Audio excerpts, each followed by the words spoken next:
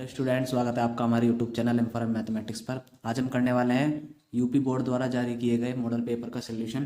Class 10th का है जो साइंस का पेपर है, तो उसका जो सोल्यूशन है आज हम करने वाले हैं। क्योंकि इसके एमसीक्यू हमने पहली वीडियो में कर लिए थे, तो मैं आज आपको इसका खंड ब यानी कि इसके शॉर्ट और लॉन्ग क्वेश्चंस के बारे में बताने वाला हूँ और उनका सोल्यूशन आपको दिखाने वाला हूँ। तो एमसीक्यू वाली वीडियो जो है वो आप जाकर देख सकते हैं हमारे यूट्यूब चैनल पर। मैं उसका लिंक डिस्क्रिप्शन में और आई बटन पे दे दूंगा। अब नेक्स्ट चलते हैं। देखिए, तो ये हमारा आदर्श प्रश्न पत्र विषय विज्ञान कक्षा 10 का है, जो कि बोर्ड द्वारा जारी किया गया है। इसके बहुविकल्प हो चुके हैं, तो मैं जल्दी से आपको इसको खंड ब पे लेके चलता हूँ। तो देखिए, इसके खंड ब के क्वेश्चन में है, सबसे पहला क्वेश्चन दिया हुआ है गोलीय दर्पणों के लिए चिन्ह परिपाटी लिखिए। तो गोलीय दर्पणों के लिए चिन्ह परिपाटी क्या है, मैं आपको दिखा देता हूँ उसका। गोलीय दर्पणों के लिए जो चिन्ह परिपाटी होती है वो हमारी एनसीईआरटी बुक में दी हुई है। देखिए, ये हमारा दर्पण है, ठीक है। तो दर्पण के जो बाईं ओर की दूरियां ली जाएंगी वो कैसी होंगी, माइनस की होंगी। और दर्पण के जो दाईं ओर की दूरियां होंगी वो प्लस की ली जाएंगी। दर्पण में जो ऊपर की ऊंचाइयां होंगी वो प्लस में ली जाएंगी, और दर्पण के जो नीचे ऊंचाई होगी उसे माइनस में लिया जाएगा, ठीक है। आप जो प्रकाश की दिशा होगी वो इधर से होगी, ठीक है, बाईं ओर से, ठीक है। बिंब बाईं ओर रखा जाएगा, ठीक है। बिंब जो है बाईं ओर रखते हैं तो उसके हिसाब से ये चिन्ह परिपाटी बनाई हुई है, ठीक है। तो ये चिन्ह परिपाटी आपके लिए महत्वपूर्ण है। इसके जो पॉइंट्स हैं वो पॉइंट्स भी दिए हुए हैं। तो यही चिन्ह परिपाटी के नियम है जिसको आपको लिखना है। जैसे सारी जो दूरियां हैं वो मुख्य अक्ष के समांतर मापी जाती हैं ध्रुव से, ठीक है। ऐसे ही ये जो दूरियां हैं ना, वाई अक्ष के अनुदिश, यहाँ पे लिखा हुआ है वाई अक्ष के अनुदिश मापी जाने वाली दूरियां धनात्मक मानी जाएंगी, ठीक है, ऊपर की तरफ की। और ऐसे ही आपको लिखना है कि वाई अक्ष के समांतर जो होगा,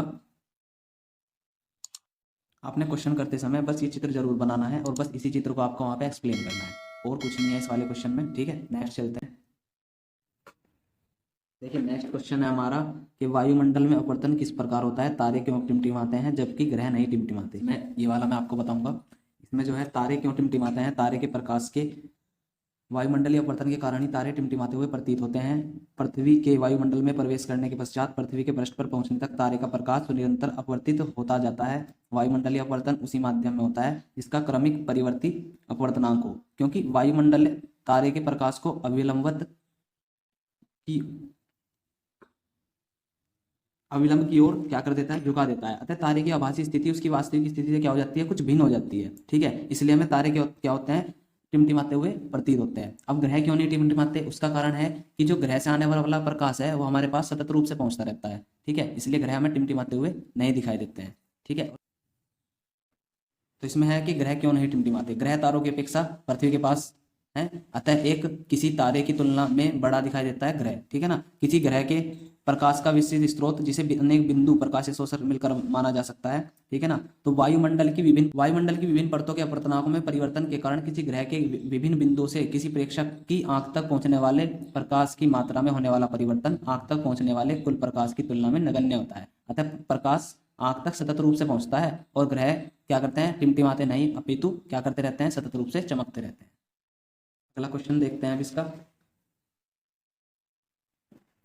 देखिए, नेक्स्ट क्वेश्चन है कि 2 ओम 2 ओम 3 ओम तथा 6 ओम के तीन प्रतिरोधकों को किस प्रकार से संयोजित करेंगे कि संयोजन का कुल प्रतिरोध 4 ओम, पहले क्या कह रहा है, 4 ओम हो और फिर कितना हो, 1 ओम हो। तो देखिए, हमने अपनी पहली वीडियो में बताया था कि अगर आप क्या करना चाहते हैं, किन्हीं भी प्रतिरोधों को जोड़ के कम, मतलब जो अगर हम 3 प्रतिरोधों को समांतर क्रम में जोड़ते हैं तो उनका तुल्य प्रतिरोध कम हो जाता है, ठीक है। तो सबसे पहले एक बार हम तीनों को समांतर क्रम में जोड़ के देखते हैं।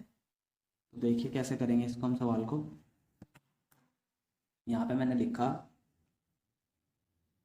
देखो हमारे पास क्या क्या है, 2 ओम का, 3 ओम का और 6 ओम का, तीन प्रतिरोध है, ठीक है। इन तीनों प्रतिरोधों को हमें समांतर क्रम में जोड़ना है। सबसे पहले देखो, समांतर क्रम में जब आप इन्हें जोड़ोगे तो ये कुछ इस तरीके से, इसका संयोजन कुछ इस तरीके से होगा। तीनों को हम समांतर क्रम में जोड़ लेते हैं, ठीक है। समांतर क्रम में इनका संयोजन हमने जोड़ दिया। देखिए यहाँ पे लिखा 2 ओम, ये 3 ओम, ये 6 ओम। अब इन तीनों को हम समांतर क्रम में जोड़ते हैं तो ये ए हो गया, ये बी हो गया। इसको तुल्य प्रतिरोध समांतर क्रम में हमें क्या लाना है, हमें लाना है इसका तुल्य प्रतिरोध समांतर क्रम में 1, ठीक है। मतलब 1 आ जाए तो हम इन तीनों को समांतर क्रम में जोड़ के देखते हैं। तो सबसे पहले हम इसको क्या करेंगे, यहाँ लिखेंगे आर बराबर 1/r बराबर 1/2 प्लस 1/3 प्लस 1/6। इन तीनों का एलसीएम लिया आपने, ठीक है, 6 आ गया। अब ये 2 तिया 6, 3 आ गया, 3 दूनी 6, 2 आ गया और 6 कम 6 1 आ गया, ठीक है। तो यहाँ पे हमारा आया 6/6 मतलब कि 1। तो जो तुल्य प्रतिरोध आया वो R बराबर 1 ओम है। तो ये दूसरे वाली कंडीशन सेटिस्फाई होगी कि अगर हम तीनों प्रतिरोधों को समांतर क्रम में जोड़ देते हैं तो उनका तुल्य प्रतिरोध 1 आ जाएगा। अब जो दूसरी कंडीशन थी वो क्या थी? दूसरी कंडीशन में कहा गया है कि इसका तुल्य प्रतिरोध कितना आना चाहिए? 4। तो अब हम क्या करके देखेंगे, हम ये करते हैं कि जो बाद वाले दो हैं 3 और 6 इनको तो समांतर क्रम में जोड़ देते हैं और इसको श्रेणी क्रम में जोड़ के देख लेंगे इनके साथ। मतलब समझो कि अगर हमें 4 लाना है, अगर ये तीनों श्रेणी क्रम में जोड़ देते हैं हम, तो वो तो हमेशा क्या आना है? ज़्यादा ही आना है इनसे।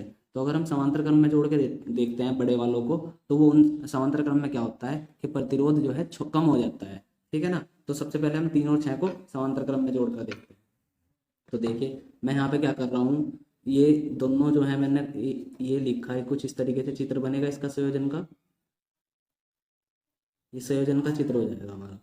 इसमें हमने 3 और 6 को तो जोड़ लिया समांतर क्रम में और 2 को इसके साथ श्रेणी क्रम में जोड़ दिया। अब हम इनका तुल्य प्रतिरोध निकाल के देखेंगे, क्या 4 ही आएगा। तो 3 और 6 का तुल्य प्रतिरोध कैसे निकालते हैं? ठीक है, ये दोनों समांतर क्रम में, जब भी दो समांतर क्रम में हो तो उनका तुल्य प्रतिरोध निकालने के लिए आप क्या फॉर्मूला अप्लाई कर सकते हैं? तो तुल्य प्रतिरोध R डैश बराबर R1 गुना R2 बटे R1 प्लस R2। ठीक है, तो ये हो गया 6 गुना 3 बटे 6 प्लस 3 बराबर में आएगा 6 18 और 6 प्लस 3 कितना हो गया? 9। तो 18 बटे 9। तो जो आंसर हो गया इसका R डैश बराबर हो गया 2 ओम। ठीक है, तो यहाँ से 2 ओम आ गया, 2 ओम यहाँ से आया, 2 ओम यहाँ पे है, क्योंकि ये वाला 2 ओम और जो हमारे पास 2 ओम आया वो दोनों किसमें होंगे? श्रेणी क्रम में। ठीक है, ये दोनों जो है श्रेणी क्रम में हो जाएंगे, ये वाला और ये वाला। तो इनसे 2 और 2 कितना बन जाएगा? श्रेणी क्रम में तो सीधा ही जुड़ता है, कितना तुल्य प्रतिरोध हो जाएगा? 4 ओम तुल्य प्रतिरोध हो जाएगा। तो इस प्रकार हम इन्हें कैसे जोड़ेंगे? एक संयोजन हमारा ये बनेगा जिसमें हमें 4 ओम मिलेगा तुल्य प्रतिरोध, एक संयोजन ये बनेगा जिसमें हमें समांतर क्रम में 1 ओम मिलेगा तुल्य प्रतिरोध। अब इसका नेक्स्ट क्वेश्चन देखते हैं। नेक्स्ट क्वेश्चन है विद्युत मोटर का सिद्धांत तथा कार्यविधि स्पष्ट कीजिए। विद्युत मोटर में विभक्त वलय का क्या महत्व है? ठीक है, ये क्वेश्चन देखते हैं। इसमें देखिए विद्युत मोटर एक ऐसा साधन है जो विद्युत ऊर्जा को रासायनिक ऊर्जा में बदलता है। ठीक है, इसका सिद्धांत क्या है? विद्युत मोटर का सिद्धांत इस सत्य पर आधारित है कि जब किसी कुंडली को चुंबकीय क्षेत्र में रखकर उसमें विद्युत धारा प्रवाहित की जाती है तो कुंडली पर एक बल कार्य करने लगता है। ठीक है, बल युग्म कार्य करने लगता है जो कुंडली को क्या करता है? उसके अक्ष पर घुमाने का प्रयास करता है। यदि कुंडली आसानी से अपने अक्ष पर घूमने के लिए स्वतंत्र हो ना तो वो घूमने लगती है, उसके घूमने की दिशा क्या होती है? वामावर्त, यानी बाईं ओर को। ठीक है, अब इसमें देखिए आपको इसकी ये ना कंस्ट्रक्शन है, यानी कि इसकी संरचना है, किस तरीके से जो हमारा विद्युत मोटर है बना होता है। तो उसके पार्ट कितने होते हैं? उसके पार्ट्स हैं, क्षेत्र चुंबक हो गया, ये क्षेत्र चुंबक है, ये कुंडली है इसकी, आर्मेचर बोलते हैं इसको। ठीक है, इसमें विभक्त बल्ले लगे हुए हैं, ये ब्रुश लगे हुए हैं। ठीक है, ये हमने बैटरी से इससे धारा दी हुई है, तो बैटरी से धारा जाती है, ठीक है, कुंडली से होकर फिर वापस बैटरी के ऋणात्मक टर्मिनल पर आ जाती है। तो इसमें आपको क्या क्या बताना था कि आपको बताना है कि कार्यविधि क्या है, सिद्धांत क्या है। तो इसके अगर हम कार्यविधि देखते हैं, देखिए इसकी कार्यविधि, इसमें कार्यविधि क्या पूछी गई है? इसमें हमसे कार्यविधि पूछी गई है तो हम कार्यविधि बताते हैं। देखो, जब बैटरी से कुंडली में विद्युत धारा प्रवाहित करते हैं तो फ्लेमिंग के बाएं हाथ के नियम से कुंडली की भुजाएं ए बी और सी डी पर बराबर परंतु विपरीत दिशा में दो बल कार्य करने लगते हैं। ये दोनों बल एक बलयुग्म बनाते हैं जिसके कारण कुंडली वामावर्त दिशा में घूमने लगती है। कुंडली के साथ उसके सिरों पर लगे विभक्त वलय के भाग भी घूमने लगते हैं, परंतु बैटरी का धन ध्रुव सदैव बाएं ब्रुश से कुंडली से जुड़ा रहता है तथा ऋण ध्रुव दाएं ब्रुश से कुंडली से जुड़ा रहता है तथा कुंडली उसी दिशा में घूमती रहती है। ठीक है, तो हमारे जो मोटर होता है, मोटर में विभक्त वलय का क्या महत्व है वो पूछा गया है, तो मैं बता देता हूँ इसमें विभक्त वलय का क्या महत्व है। विद्युत मोटर में विभक्त वलय का कार्य कुंडली में प्रवाहित धारा की दिशा को बदलना होता है। ठीक है, जब कुंडली आधा चक्कर पूरा कर लेती है तो विभक्त वलय का ब्रुशों से संपर्क समाप्त हो जाता है और विपरीत ब्रुशों से संपर्क जुड़ जाता है। ठीक है, विपरीत ब्रुशों से संपर्क जुड़ जाता है। इसके फलस्वरूप जो कुंडली में धारा की दिशा है वो इस प्रकार बनी रहती है कि कुंडली में एक ही दिशा में घूमे। ठीक है, कुंडली जो है एक ही दिशा में घूमती है। विभक्त वलय का ये महत्व है कि उसके कारण ही जो धारा की दिशा है ना वो ऐसी बनी रहेगी कि कुंडली एक ही दिशा में घूमती है। ठीक है, यदि विद्युत मोटर में विभक्त वलय ना हो तो मोटर घूमना तो प्रारंभ करेगी लेकिन आधा चक्कर पूरा करने के बाद ही रुक जाएगी। तो ये हमारा, इसका अगला क्वेश्चन देखते हैं। ठीक है, नेक्स्ट क्वेश्चन है, इसमें इससे पहला क्वेश्चन था वैसे, दक्षिण हस्त अंगुष्ठ नियम में अंगूठे की दिशा क्या निर्दिष्ट करती है। ठीक है, पहले यहीं तक बता देता हूँ। दक्षिण हाथ का जो नियम है हमारा उसमें अंगूठे की दिशा धारा की दिशा को निर्दिष्ट करती है। इसके बाद यह नियम किस प्रकार फ्लेमिंग के बाएं हाथ के नियम से भिन्न है। तो देखिए दाएं हाथ के अंगूठे का जो नियम है वो इस प्रकार है, यहाँ पे दिया हुआ है, चुंबकीय क्षेत्र की दिशा दाएं हाथ के अंगूठे के नियम से बताई जाती है, लेकिन उसमें जो अंगूठा है वो हमारा क्या निर्दिष्ट करता है, वो धारा की दिशा को निर्दिष्ट करता है। यहाँ पे बताया हुआ है इस नियम के अनुसार यदि दाएं हाथ की उंगलियों को मोड़कर अंगूठे को इसके लंबवत कर लें, तब यदि किसी धारावाही चालक में अंगूठे की दिशा में विद्युत धारा प्रवाहित हो रही है तो उंगलियां चुंबकीय बल रेखाओं की दिशा को प्रदर्शित करती है। इसी प्रकार से हमारा फ्लेमिंग का बाएं हाथ का नियम है। देखो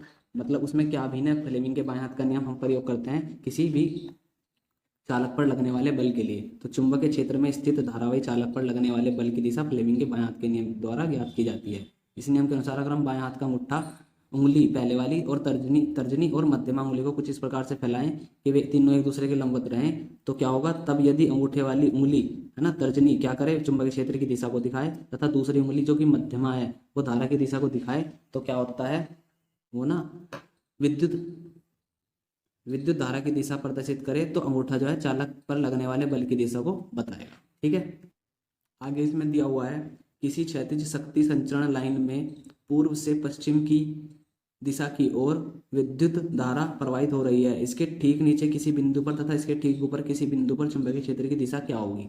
तो देखिए इसे कैसे करते हैं।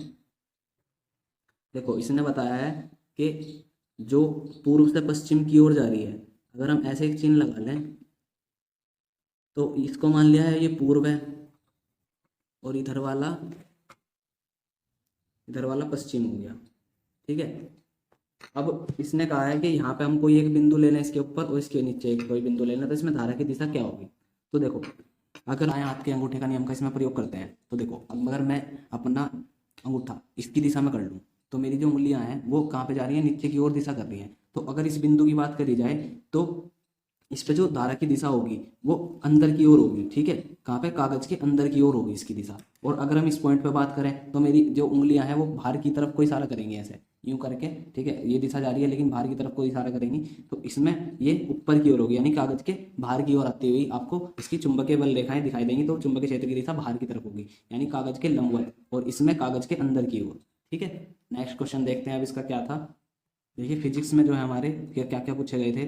दो नंबर 4 नंबर का ये क्वेश्चन था, 4 ही नंबर का ये था। इसी तरीके से 4 नंबर के यानी 4 नंबर के 3 क्वेश्चन पूछे जा रहे हैं, और 6 नंबर के जो क्वेश्चन है उसमें एक क्वेश्चन है जो कि अथवा में पूछा गया है। ठीक है, इसमें से आपको एक ही करना है, तो विद्युत मोटर वाला ये वाला। तो 6 नंबर का एक क्वेश्चन जो कि लॉन्ग है, और 4 नंबर के 3 क्वेश्चन जो कि शॉर्ट है। अब खंड बैक करते हैं। ठीक है, केमिस्ट्री में देख लेते हैं इसमें क्या क्या है। केमिस्ट्री में पहले वाला क्वेश्चन दिया हुआ है, निम्नलिखित यौगिकों की संरचना सचित्र कीजिए। ठीक है, तो इसमें सचित्र हमें इसकी संरचना करनी है, तो ये आईपीएससी नेम वाला कंसेप्ट है, इसमें वही हमें लगाना है। तो इसका सबसे पहला है क्लोरोप्रोपेन। तो क्लोरोप्रोपेन कैसे बनेगा, क्लोरोप्रोपेन बनाने के लिए हम क्या करते हैं, सबसे पहले ना ये जो प्रोपेन है उसे बना लेते हैं। तो प्रोपेन बनाने के लिए क्या करोगे, सबसे पहले ना 1 2 3, ठीक है 1 2 3, तो कार्बन श्रृंखला कितनी बनाई, 3। प्रोपेन में कितने होता है, मैथ है प्रो, तो 3 कार्बन होता है प्रोपेन में, तो हमने 3 कार्बन श्रृंखला बना ली। उसके बाद ये क्लोरो, तो इसमें क्या पूर्व लगन लगा हुआ है क्लोरो का, तो इसमें कहीं ना कहीं सीएल जुड़ा हुआ होगा, तो हमने सीएल जोड़ दिया। उसके बाद इस क्योंकि सिंपल प्रोपेन वाली है तो इसमें जहाँ जहाँ इसकी संयोजकताएं बच गई है वहाँ वहाँ हम एच जोड़ देंगे। ये इसकी संरचना हो गई क्लोरोप्रोपेन की संरचना। ठीक है, नेक्स्ट में दिया हुआ है 2 मैथिल प्रोपेनल। 2 मैथिल प्रोपेनल, तो सबसे पहले तो क्या बनाएंगे, मेन ये बनाएंगे प्रोपेनल वाला, प्रोपेनल। तो देखो इसमें फिर से कितने कार्बन होंगे, 3, 1 2 3। ठीक है, 3 कार्बन हुए। अब अगर आप समूह पहचानना सीख गए होंगे, आपने पिछली वीडियो देखी हो जिसमें मैंने आईपीएससी नेम बताए थे, एक बार देख लेना उसे जाके, उससे और क्लियर हो जाएगा। ये प्रोपेनल नल इसमें ना नल लगा हुआ है एल, तो एल जो होता है वो पूर्व लग, एल जो होता है वो हमारा अनुलग्न, एल अनुलग्न हमारा किसमें लगता है, एल्डिहाइड समूह में लगता है। तो कहीं ना कहीं इसमें एक एल्डिहाइड समूह है, तो हम एल्डिहाइड समूह जोड़ देंगे जो कि क्या होता है, CH होता है। तो हमने एल्डिहाइड समूह जोड़ा इसके अंदर। अब क्या बचता है, 2 बचा हुआ है और मैथिल बचा हुआ है। तो इस 2 का मतलब है कहीं ना कहीं दूसरे कार्बन पे, यानी अगर हम यहाँ जोड़ना चाहें मैथिल जुड़ा हुआ है। ठीक है, दूसरे कार्बन पे मैथिल जुड़ा हुआ है। तो मैथिल किस तरीके से होता है, मैथिल देखिए ये होता है CH3 आपका मैथिल होता है। ठीक है, अब आपने CH3 जोड़ दिया। अब आप ये देखिए कि किसकी संयोजकता रह गई है, इसकी तो इसकी तो इसका वाले कार्बन की 3 संयोजकताएं पूरी हो चुकी हैं, तो इस पर एक H और आ जाएगा। इसकी अभी कितनी पूरी हुई है, अब इसकी 4 पूरी हो जाएंगी, तो इस पर पूरे यहाँ पे हम H लगा देंगे। ठीक है, तो ये हमारा हो गया 2 मैथिल प्रोपेनल। ठीक है, नेक्स्ट है 2 डाई मैथिल ब्यूटेनॉल। ठीक है, तो सबसे पहले तो इसका हम इसमें बनाते हैं ब्यूटेनॉल का। तो जो ब्यूटेनॉल है वो क्या होता है, ब्यूटेनॉल, यहाँ से समझेंगे ब्यूट यानी कि 4 कार्बन है। ठीक है, तो 4 कार्बन वाली श्रृंखला बना लेंगे। सबसे पहले हम 4 कार्बन वाली श्रृंखला बनाते हैं, 1 2 3 और 4। ठीक है, 4 कार्बन श्रृंखला बना लिया आपने। अब इसमें आप क्या करोगे, 2 लिखा हुआ है इसको देखोगे और डाई मिथाइल लिखा हुआ है, यानी कि इसके जो दूसरा कार्बन है, या तो इधर से 1 2 3 नंबरिंग, हम इधर से, मैं इधर से कर रहा हूँ नंबरिंग इसमें 1 2, तो इस पे कहीं ना कहीं क्या जुड़ा हुए हैं, मेथिल जुड़े हुए हैं 2। ठीक है, 2 2 डाई मेथिल जोड़ दिया दूसरे कार्बन पे, 2 2 डाई मेथिल जुड़ चुका है। अब कह रहा है ब्यूटेनॉल। अब जो ये ऑल शब्द जुड़ा हुआ है वो जुड़ता है एल्कोहल समूह के लिए, तो एल्कोहल क्या होता है, OH। यहाँ पे हम क्या जोड़ देंगे, इस पे OH जोड़ देंगे। अब देखिए इस कार्बन की संयोजकता है 2 पूरी हो चुकी है, इस पे 2 H और जोड़ देंगे, इसकी 1 2 इसकी भी पूरी हो चुकी है, तो इस पे भी 2 जोड़ देंगे। और अब इसकी पूरी करने के लिए हमें 3 H यहाँ पे जोड़ने होंगे, तो हम यहाँ पे HS से जोड़ देंगे, बस एक्स्ट्रा जो भी कार्बन बचेंगे उन पे सब पे H जोड़ दिया जाएगा। ठीक है, तो ये हो गया 2 2 1 2 3 4 कार्बन हो गए यहाँ पे। ठीक है, 2 2 डाई मेथिल ब्यूटेनॉल हो गया। अब बनाएंगे पेंटेनोइक अम्ल। ठीक है, पेंटेनोइक अम्ल बनाने के लिए आप क्या करोगे, सबसे पहले देखो पेंटेनोइक मतलब यानी कि इसमें कार्बन कितने होंगे, 5। पेंटेन से बना हुआ है तो पेंटेन से 5 कार्बन हो गए, 1 2 3 4 और 5। ठीक है, अब इसमें एक वर्ड आया हुआ है, ये देखो यहाँ पे इसका जो अनुलग्न है वो क्या है, ओइक अम्ल। ओइक अम्ल, तो ओइक अम्ल किसके लिए लगता है, ओइक अम्ल लगता है COOH के लिए। ठीक है, तो यहाँ पे COOH इसका सम हो जाएगा। अब जितने भी बचेंगे सबकी संयोजकता पूरी करने के लिए हम वहाँ पे क्या लगा देंगे, H लगा देंगे। ठीक है, ये H जोड़ते ही ये हमारा क्या बन जाएगा, पेंटेनोइक अम्ल बन जाएगा। IPSC नेम भी पूछे जाते हैं। ठीक है, ये तो आपसे संरचना पूछी गई है, IPSC नेम भी पूछे जाते हैं, मतलब आपको संरचना दे देगा, आपको IPSC नेम बनाना होगा। ठीक है, चलिए नेक्स्ट क्वेश्चन देखते हैं, प्रश्न नंबर 6। कुछ तत्वों के परमाणु क्रमांक नीचे दिए गए हैं, 10 20 7 और 14। फिर कह रहा है कि तत्वों की पहचान कीजिए, तो तत्वों की पहचान, ये परमाणु क्रमांक है, इनसे हमें तत्व बताने हैं, कौन से तत्व होंगे। तो देखिए जिसका परमाणु क्रमांक 10 होता है, कैसे बताएंगे, तो इसे बताने के लिए हमें ना परमाणु क्रमांकों को याद करना होगा। तो वो जो है हमारे लेसन 5 में दिए हुए हैं आधुनिक आवर्त सारणी में, उसमें से आप जाकर याद कर सकते हैं। तो देखिए जो 10 होता है वो किसका होता है, हमारा नियोन। ठीक है, Ne का होता है, 10 परमाणु क्रमांक नियोन का होता है। और इसके बाद इसमें है 20, तो 20 किसका होता है, 20 होता है कैल्शियम का, Ca कैल्शियम। और उसके बाद 7 होता है नाइट्रोजन का, 14 होता है हमारा Si सिलिकॉन का होता है। ठीक है, उसके बाद इसने हमारे से पूछा है कि इनका आवर्त सारणी में समूह संख्या तथा आवर्त को पहचानिए। तो समूह संख्या और आवर्त को पहचानने के लिए मैं आपको एक क्वेश्चन बताने वाला हूँ, वो हम इनके परमाणु क्रमांक से करेंगे। देखो कैसे, परमाणु क्रमांक से हम इनका इलेक्ट्रॉनिक विन्यास लिखेंगे। तो इलेक्ट्रॉनिक विन्यास कैसे लिखते हैं, पहली कक्षा में 2 इलेक्ट्रॉन, फिर उसके बाद 8 इलेक्ट्रॉन्स हो गए। ठीक है, इसके अंदर 2 इलेक्ट्रॉन्स हैं, फिर 8 इलेक्ट्रॉन्स हो गए, फिर 8 इलेक्ट्रॉन्स हो गए, फिर 2 इलेक्ट्रॉन्स हो गए। इसके अंदर 2 इलेक्ट्रॉन, फिर 5 इलेक्ट्रॉन हो गए। इसके अंदर 14 इलेक्ट्रॉन है, इसके अंदर 2, फिर 8, फिर 4 इलेक्ट्रॉन हो गए। ठीक है, तो सबसे पहले तो हमने लिख लिया इलेक्ट्रॉनिक विन्यास। अब हम बताएंगे इनकी समूह और आवर्त कौन सा होगा। तो सबसे पहले आवर्त पहचानना सीख लो। तो आवर्त कैसे पहचानते हैं, जितनी भी कक्षाएं होती हैं वो इसका आवर्त होता है। जैसे पहला दूसरी है ना, दूसरी कक्षा हो गई, 2 कक्षाएं हैं तो इसका आवर्त भी कौन सा हो जाएगा, दूसरा। इसमें 1 2 3 4 4 कक्षाएं हैं तो इसका आवर्त हो जाएगा चौथा। इसमें 2 कक्षाएं हैं तो इसका आवर्त हो जाएगा दूसरा। ऐसे इसमें 3 कक्षाएं हैं तो इसका आवर्त हो जाएगा तीसरा। समझते हैं कि इसमें जो है समूह की पहचान कैसे करेंगे, हम समूह कैसे बताएंगे। तो समूह बताने के लिए आप क्या करोगे, इसके अंदर जो यहाँ पे देखेंगे कि अगर यहाँ पे ना ये जो कक्षाएं हैं वो 4 से कम है, कक्षाएं जो हैं 4 से कम है, कक्षा 4 से कम। ठीक है, और इलेक्ट्रॉन जो है 2 से ज़्यादा है। ठीक है, ये याद रखना है, कक्षा 4 से कम है, इलेक्ट्रॉन 2 से ज़्यादा है। तो हमें क्या करना है, यहाँ पे ना 10 जोड़ देना है। जो भी बाद का इलेक्ट्रॉन होगा, जितनी बाद वाली कक्षा में इलेक्ट्रॉन होंगे उसमें 10 जोड़ देना है, और वो इसका क्या होगा, समूह संख्या होगी। जैसे इसकी बात करूँ तो इसमें देखो दोनों कंडीशन सेटिस्फाई हो रही है, 4 से कम है इसमें कक्षाएं, इलेक्ट्रॉन भी 2 से ज़्यादा है। तो हम यहाँ पे इसकी जो समूह संख्या है वो बताएंगे 18वीं। ठीक है, 18वीं समूह संख्या होगी इसकी। ऐसे ही देखो इसमें ये 1 2 3 4, 4 से कम नहीं है तो कैंसिल हो जाती है। ठीक है, ये दोनों इसमें नियम नहीं लगने के। तो इसमें तो सिर्फ बाद वाले जो दिया हुआ है ना, ये जो बाद में दिया हुआ है वही इसकी क्या है, समूह संख्या है, वही इसकी समूह संख्या है। ठीक है, तो इसकी समूह संख्या क्या हो जाएगी, इसकी समूह संख्या हो जाएगी सेकंड। ठीक है, इसका समूह दूसरा हो जाएगा। नेक्स्ट देखते हैं 2 5, मतलब इसका भी यही है, इसमें भी यही वाली कंडीशन अप्लाई होगी। इसमें यहाँ पे 10 जोड़ देंगे तो इसका जो समूह हो जाएगा वो हो जाएगा 15। नेक्स्ट है 2 8 4, इसमें क्या बताया गया है, इसमें भी ये 4 है, इसमें 4 से कम इसकी जो कक्षाएं हैं 1 2 3 तीन ही कक्षाएं, इलेक्ट्रॉन 2 से ज़्यादा हैं तो इसमें 10 जोड़ दो यहाँ पे, तो इसका जो है समूह 14वां समूह हो जाएगा। ठीक है, नेक्स्ट देखते हैं। देखिए इसमें कह रहा है, नेक्स्ट है निम्नलिखित अभिक्रियाओं में प्रत्येक के लिए संतुलित रासायनिक समीकरण लिखिए। तो इनके लिए हमें संतुलित रासायनिक समीकरण लिखनी है और इसे पूरा भी करना है, और ये 6 नंबर में है और एक नंबर की सारी समीकरण है। पहला क्वेश्चन है कैल्शियम हाइड्रोक्साइड प्लस क्या करें कि उस वो जो क्या बन जाए, कैल्शियम कार्बोनेट प्लस जल बन जाए। तो इसको देखते हैं। देखिए इसको कैसे करेंगे,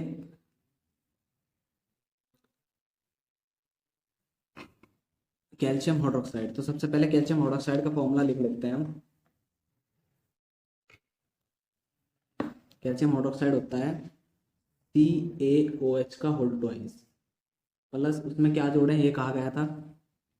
ठीक है, तो हम इसमें क्या जोड़ेंगे, हम इसमें कार्बन डाइऑक्साइड अगर इसके अंदर से प्रवाहित करते हैं तो वो क्या हो जाता है, कैल्शियम कार्बोनेट बन जाता है।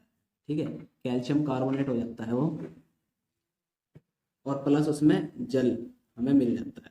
तो अब हमें क्या करना है, इसका कैल्शियम हाइड्रोक्साइड में कार्बन डाइऑक्साइड गैस हमने प्रवाहित कर दी, कैल्शियम कार्बोनेट हमें मिला और जल मिल गया। अब इसको संतुलित करना है। तो संतुलित करने का क्या तरीका है, जितने HCA इधर हैं या जितने भी इधर हमारा अभिकारक है उतने ही उत्पाद के अंदर होने चाहिए। तो देखिए कैल्शियम तो बराबर हो रहा है अभी। अब देखा H यहाँ पे 2 हैं, H यहाँ पे भी 2 हैं, यहाँ पे C, ठीक है, कार्बन 1 है, यहाँ पे भी कार्बन 1 है, यहाँ पे ऑक्सीजन 2 और 2 4 हैं, यहाँ पे 3 और 1 4 है। तो एक संतुलित रासायनिक समीकरण हो गई।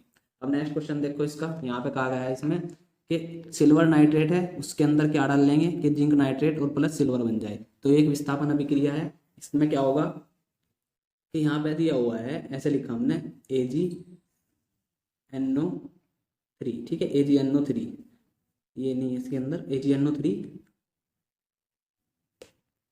और जिंक नाइट्रेट है तो ZnNO3 का होल ट्वाइस हो जाएगा। ठीक है, प्लस सिल्वर मतलब Ag। ठीक है, तो देखो यहाँ पे Zn आया है तो आपको यहाँ पे क्या लिखना है, Zn। ठीक है ना, Zn AgNO3 में से विस्थापित करके खुद यहाँ पे इसका विलयन बना लेगा और Ag अलग हो जाएगा। तो अब क्या करेंगे इसको, ये हमारी पूरी समीकरण बन गई। इसको संतुलित करना है। संतुलित करने के लिए देखो Ag यहाँ पे क्या है, फिलहाल तो दिख रहा है पूरा है, लेकिन NO3 यहाँ पे कितना है, 1, NO3 यहाँ पे 2 है। तो हम क्या करेंगे, यहाँ पे 2NO3 कर देंगे। तो यहाँ पे हमारा देखो NO3 तो पूरा हो जाएगा, लेकिन Ag क्या हो गया अब 2, और यहाँ पे कितना है 1, तो यहाँ पे Ag को भी 2 कर देंगे। ठीक है, इस तरीके से हमारी ये समीकरण भी संतुलित हो जाएगी। नेक्स्ट क्वेश्चन है एल्यूमिनियम में क्या डाला जाए कि एल्यूमिनियम क्लोराइड प्लस कॉपर बन जाए। ठीक है, यहाँ पे लिख लेते हैं इसको पहले, ये है एल्यूमिनियम Al प्लस क्या डालना है कि क्या हो जाए, एल्यूमिनियम क्लोराइड AlCl3 होता है प्लस कॉपर Cu। मतलब कहीं ना कहीं ये भी क्या है, विस्थापन अभिक्रिया ही है। इसमें Cu होगा और Cl2 रहा। ठीक है ना, CuCl2। ठीक है ना, एल्यूमिनियम को कॉपर क्लोराइड में जब डालते हैं तो क्या हो जाता है, एल्यूमिनियम क्लोराइड प्लस कॉपर बनता है। इसको संतुलित करने के लिए क्या करेंगे, देखो यहाँ पे क्लोरीन संतुलित नहीं है, यहाँ 2 है, यहाँ पे 3 है। तो इसके लिए क्या करोगे आप, जब भी ऐसा है तो यहाँ पे ना 2, यहाँ पे आपने 2 लिखा तो 2 एल्यूमिनियम, यहाँ पे आपने 3 लिखा तो 3 दूनी 6 क्लोरीन हो गए, और यहाँ पे 2 3 6 क्लोरीन हो गए। तो अब यहाँ पे हमारा एल्यूमिनियम अलग हो गया, तो एल्यूमिनियम को हमने यहाँ पे संतुलित कर लिया। उसके बाद अब हमारा कॉपर यहाँ पे संतुलित नहीं है तो कॉपर को भी संतुलित कर देंगे। ठीक है, इस तरीके से हमने तीनों सवाल कर लिए। नेक्स्ट देखते हैं अब barium chloride plus potassium sulphate. Barium chloride था, पोटेशियम सल्फेट था, बेरियम सल्फेट बन रहा था। तो कैसे करेंगे इसको, देखो पहले लिख लेते हैं barium chloride BaCl2 plus potassium sulphate K2SO4। ठीक है, ये बन गया बेरियम सल्फेट BaSO4। ठीक है, प्लस KCl। ठीक है, क्या बनेगा, KCl बनेगा, क्योंकि ये क्या है, द्विविस्थापन अभिक्रिया है। ठीक है, बेरियम क्लोराइड का अगर हम पोटेशियम सल्फेट से अभिक्रिया कराते हैं तो बेरियम सल्फेट बन जाएगा, पोटेशियम क्लोराइड बन जाएगा। अब देखो क्या करना है, इसको संतुलित करेंगे। तो संतुलित करने के लिए यहाँ पे K2 है, Cl2 है, Ba तो संतुलित है, SO4 भी संतुलित है। तो बस यहाँ पे जस्ट आप 2 लगा देंगे और ये Kl2, ये 2KCl बन जाएगा। नेक्स्ट देखते हैं क्या है, मैग्नीशियम है प्लस हाइड्रोक्लोरिक अम्ल है, मतलब Mg प्लस हाइड्रोक्लोरिक अम्ल HCl और यहाँ पे कह रहा है कि क्या बना है, मैग्नीशियम क्लोराइड MgCl2 बना है, प्लस में बताओ क्या होगा। जब भी किसी धातु को अम्ल में डाला जाता है तो वहाँ पे हाइड्रोजन गैस निकलती है, तो पहले तो H2 निकाल दिया यहाँ पे, ठीक है। अब देखो यहाँ पे Cl2 है और H2 है, लेकिन यहाँ पे नहीं है, तो यहाँ पे आपने इसे कंप्लीट कर दिया, ये आपकी संतुलित रासायनिक अभिक्रिया हो गई। इसमें आपको जो नंबर मिलेंगे ना, इसमें जो यहाँ पे जो नए उत्पाद हैं, जो डैश है, उसे भरने के भी मिलेंगे, और साथ में संतुलित तो देखो आप देख ही रहे होंगे कितनी आसानी से हो जा रही है।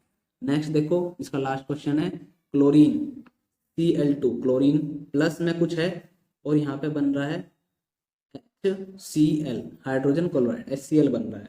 तो ये कब बनता है, जब हाइड्रोजन और क्लोरीन की अभिक्रिया करी थी। एक संयोजन अभिक्रिया है, इसमें दोनों जो है दो अभिकारक हैं मिलकर एक उत्पाद बना रहे हैं, तो संयोजन अभिक्रिया है, ठीक है।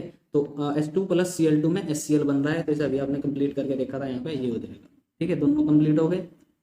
नेक्स्ट देखते हैं इसके क्वेश्चन। नेक्स्ट क्वेश्चन में इसके दिया है निम्नलिखित पर टिप्पणी कीजिए, ठीक है। सबसे पहली अभिक्रिया दी हुई है संयोजन अभिक्रिया, तो मैंने अभी आपको बताया कि ये क्या है, एक संयोजन अभिक्रिया है। संयोजन अभिक्रिया क्या होती है, जिसमें दो अभिकर्मक मिलकर एक उत्पाद बनाते हैं, वह अभिक्रिया संयोजन अभिक्रिया कहलाती है, ठीक है। संयोजन अभिक्रिया में दो अभिकारक एक उत्पाद बनाए जाते हैं और ये दोनों अभिकारक हैं, इसका एग्जाम्पल आप ये डाल सकते हैं, ठीक है। नेक्स्ट है संक्षारण। ये संक्षारण क्या है, खुली हवा में कुछ दिन छोड़ देने पर सिल्वर की वस्तुएं काली हो जाती हैं। सिल्वर का वायु में उपस्थित सल्फर के साथ अभिक्रिया कर सिल्वर सल्फाइड की परत बनाने के कारण ऐसा होता है। कॉपर, ठीक है, वायु में उपस्थित आर्द्र कार्बन डाइऑक्साइड के साथ अभिक्रिया करता है, जिससे इसकी सतह से भूरे रंग की चमक धीरे धीरे खत्म हो जाती है तथा इस प्रकार हरे रंग की परत चढ़ जाती है। यह हरा पदार्थ बेसिक कॉपर कार्बोनेट होता है। लंबे समय तक आर्द्र वायु में रहने पर लोहे पर भूरे रंग की, ठीक है, पतली की क्या चढ़ जाती है, पदार्थ की परत चढ़ जाती है, जिसे आप क्या कहते हैं, जंग कहते हैं। तो इन सभी को हम क्या कहते हैं, संक्षारण कहते हैं। तो जो मैंने अभी आपको दिखाया हुआ, आप उसके एग्जाम्पल में आप लिख सकते हैं और इसकी डेफिनेशन आप ये डाल सकते हैं। जब धातु जल, वायु अथवा किसी अन्य पदार्थ से प्रभावित होती है तो धातु संक्षारित कहलाती है, ठीक है। इस घटना को क्या कहते हैं, संक्षारण कहते हैं। जैसे लोहे पर जंग लगना, लोहे को संक्षारण से बचाने के लिए गैल्वेनीकरण, मिश्र धातुएं, प्लेटिंग आदि विधियों का हम इसमें प्रयोग कर सकते हैं। अगला है इसमें ये भर्जन। तो भर्जन के बारे में देखते हैं। भर्जन में क्या दिया गया है, सांद्रित अयस्क को अकेले या अन्य पदार्थों के साथ मिलाकर उसके गलनांक के नीचे वायु की नियंत्रित मात्रा में गर्म करने की प्रक्रिया क्या कहलाती है, भर्जन कहलाती है। इसका मैं एग्जाम्पल भी आपको दिखा देता हूँ। ZnS प्लस 3O2, ठीक है, इसे हमने अभिक्रिया कराई O2 के साथ, तो क्या बना, ZnO प्लस SO2 बन गया, ठीक है। ये भर्जन की अभिक्रिया है और ये निस्तापन की लिखी हुई है नीचे। फिलहाल हमें भर्जन की लिखनी है, तो भर्जन के लिए आप ये याद कर लो जल्दी से। तो इसमें मैंने आपको फिजिक्स और केमिस्ट्री का पोर्शन पूरा बता दिया है, क्या क्या आपके पेपर में, मतलब इस वाले जो मॉडल पेपर में था वो क्या क्या इंपॉर्टेंट था। तो आप जरूर से क्या कर लें कि इस MCQ वाली वीडियो जरूर देख लें, और दूसरा जो भी मैंने और दूसरे अदर मॉडल पेपर बताए हैं उसमें भी आप जरूर जाके देख लें। इसमें मैंने एक वीडियो बनाई हुई है जिसमें मैंने टॉपिक वाइज इंपॉर्टेंट क्वेश्चंस बताए हुए हैं, वो वीडियो आप जरूर देख लें जल्दी से, ठीक है, ताकि आप उसमें से अपने टॉपिक्स को तैयार कर सकें।